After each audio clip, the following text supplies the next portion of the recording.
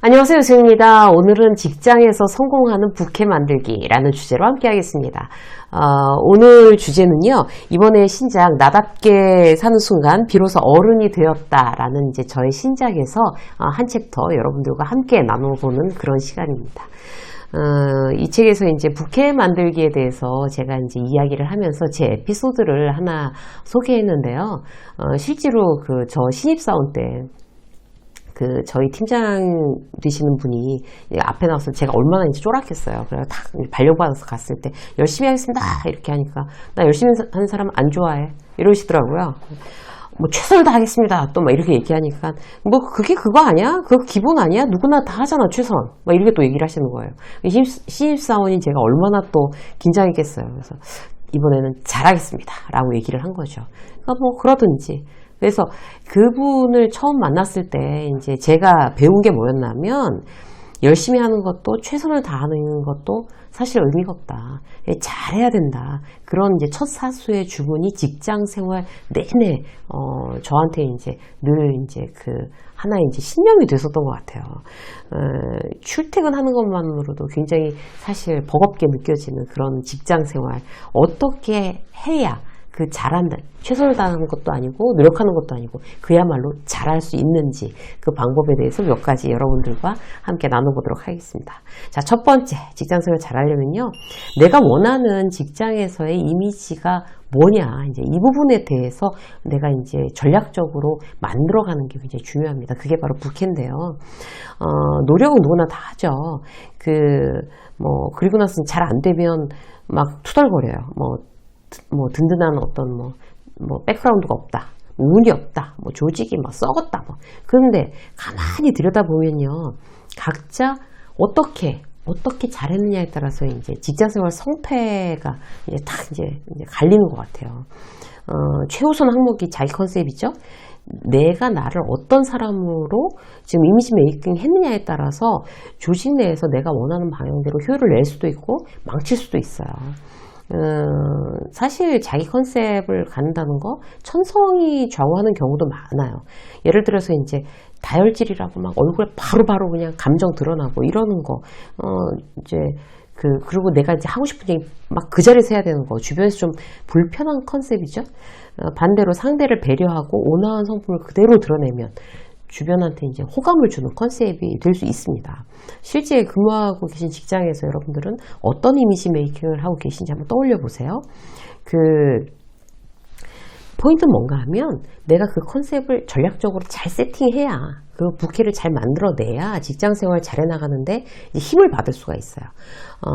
내 천성과 관계없이 성공할 수밖에 없는 컨셉 만들어야 되는 거죠. 내 컨셉을 잘 만들기 위해서는 난 직장생활에서 어떤 사람이 되고 싶지? 이거 스스로 정확하게 아는 게 굉장히 중요해요. 제가 이제 리더십 강의를 가면 여러분들은 어떤 리더가 목표입니까? 라는 질문을 하는 대목이 있어요. 그러면 굉장히 여러 가지 대답이 쏟아져요. 방향을 정확히 제시하는 리더, 공감할 줄 아는 리더, 소통을 잘하는 리더, 성과 내는 리더. 막 굉장히 여러 가지 컨셉이죠. 근데 직장에서 나는 어떤 사람으로 인정받기를 원하는지 내가 알고 있는 거, 그리고 그대로 행동하는 거, 이게 바로 그 초점을 정확히 맞추는 게 바로 실패 없는 어떤 나의 부캐 만드는 전략인 거죠.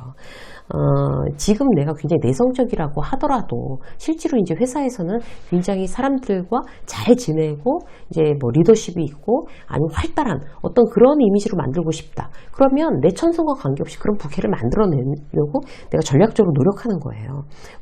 내가 지금 어떤 문제에 있어서 굉장히 소심하지만 일단 직장에서는 무조건 적극적으로 해결하는 어떤 해결사의 컨셉을 갖고 싶다.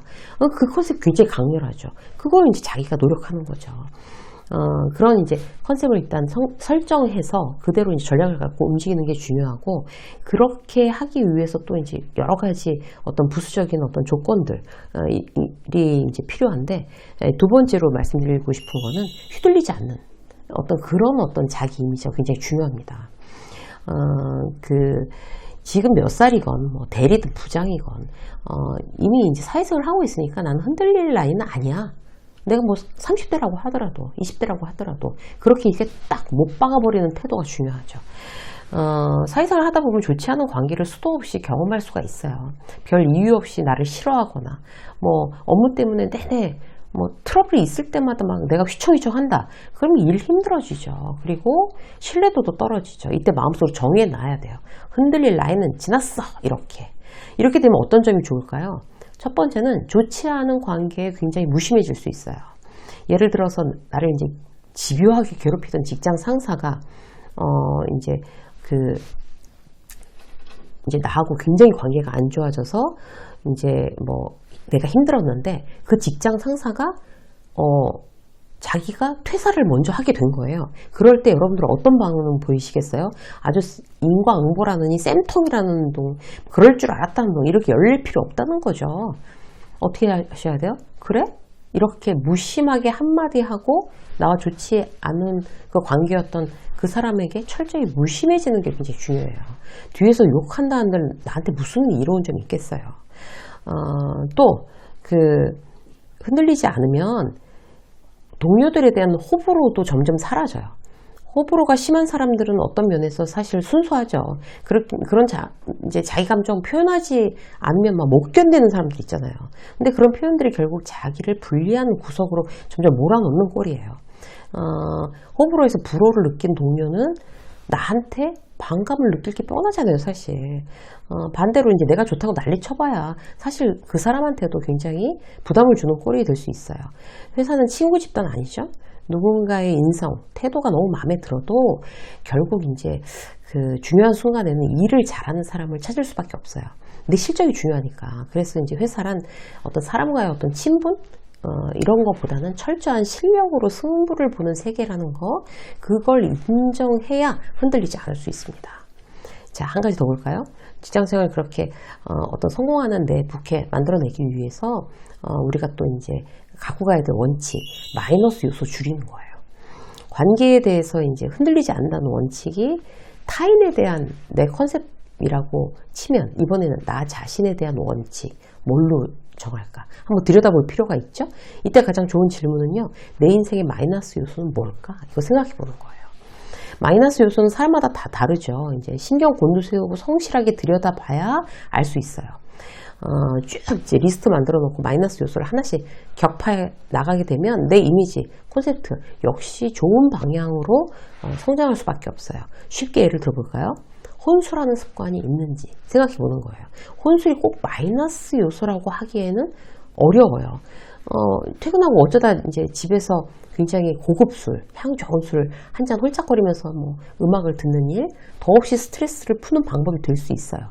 근데 그런 혼술이 이제 거의 매일의 습관이 되고 있다. 많이 마신다. 스트레스 해소는커녕 다음날 숙취로 몸이 점점 힘들어진다. 이런 마이너스 요소가 틀림없죠. 퇴근하면 침대에 10시부터 누워서 새벽 2시까지 무조건 스마트폰 딱 쥐고 드라마 삼매경에 빠졌다가 SNS 막 좋아요 누르고 슈퍼 다 섭렵하고 지쳐서 잠든다. 이거 역시 리스트에 적어놓고 시급히 격파해야 될 마이너스 요소입니다. 또 하나 대표적인 마이너스 요소, 계획 실천하지 않는 거. 대부분의 사람들은요, 이제 새해가 되면 계획 세우고 연초에 세운 계획을 다 이제 얼마 못 가서 잊어버리는 경우들이 많아요. 그죠? 개인적인 계획도 그런데 이제 조직 생활 하면서 자기의 계획을 막 떠벌리고 지키지 못한다면 곁에서 보는 이제 동료들한테는 당연히 신뢰감이 막 떨어지는 거죠. 어떤 일에 막 열정을 보이는 것보다 아주 작은 거라도 실제로 액션을 옮기는 편을 택해야 내 이미지, 내 컨셉이 굉장히 유리해집니다. 뭐 새벽에 영어학원에 다니고 회사 앞에 피트니스 센터에서 운동하고 출근한다고 막 동네방네 다 떠들었어요. 근데 사흘도 못 가서 그거 안 해요. 그러면 어떨까요? 그렇게 10가지, 100가지 계획 세우기에 집중하기보다는 한 가지 작은 걸 실천하는데 마음을 쏟으면 훨씬 더 유리해집니다. 오늘부터 출근해서 내가 10분 스트레칭 한다. 뭐 그게 훨씬 더 거창한 계획보다는 그걸 실천해 나가는 게 훨씬 더 중요한 거죠. 작은 것에 성실한 내 컨셉, 그게 결국 나를 지킵니다. 직장생활 단순한 생계가 아니죠. 직장생활은 종합예술이에요. 그야말로 인생의 축소판. 때문에 이제 그 쉽지 않은 어떤 그런 무대에서 성공적으로 공연을 끝내고 커튼콜을 받으려면 이제 직장에 대한 큰 그림부터 다시 그리시는 게 중요한데, 이 맨 최우선이 나라는 주인공의 컨셉을 욕심껏 정하고 중간에 어떤 이제 뭐 예기치 않은 직장 생활을 하다 보면 예기치 않은 어떤 스토리가 전개되더라도 흔들리지 않고 그래야 결국 이 직장 생활에 성공한다는 거죠. 사람마다 다르긴 하지만 어른이 된 이후에 거의 평생의 시간을 보내잖아요. 그 직장에서. 그래서 거기서 잘 해냈다. 이제 그런 사실이 그 직장을 제외한 나머지 인생에도 정말 결정적인 영향을 행사하기 때문에 우리가 직장에서 어떻게 잘 살아내느냐, 이게 아주 우리 인생에서 중요하다고 할 수 있습니다. 직장에서의 성공적인 부캐, 오늘 다시 한번 여러분들 점검하시고요. 그런 어떤 도움을 받기 위해서 나답게 사는 순간 비로소 어른이 되었다, 이 신작을 여러분들에게 추천합니다. 이세미 직장서 오늘 여기까지 하겠습니다. 고맙습니다.